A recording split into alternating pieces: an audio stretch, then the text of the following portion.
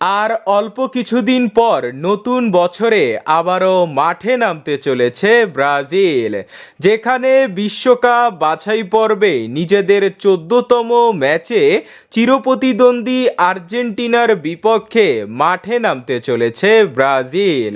দুই দলের ফিফা র্যাঙ্কিংয়ের দিকে তাকালে 1867 রেটিং পয়েন্ট নিয়ে বর্তমান ফুটবল বিশ্বের 1 নম্বর দল হচ্ছে আর্জেন্টিনা ও 1775 রেটিং পয়েন্ট নিয়ে 5 নম্বরে রয়েছে সেলেসাওরা। বাছাই পর্বে দুই দলের পয়েন্টস টেবিলের দিকে তাকালে 12টি ম্যাচ খেলে 8 জয় 1 ড্র ও 3 পরাজয়ে 25 পয়েন্ট নিয়ে শীর্ষস্থানে রয়েছে আর্জেন্টিনা ও 5 জয় 3 ড্র ও 4 পরাজয়ে 18 পয়েন্ট নিয়ে 5 নম্বরে রয়েছে ব্রাজিল। 2025 সালে লাতিন আমেরিকার 10টি দল শেষ 6টি বাছাই পর্বের ম্যাচ খেলবে।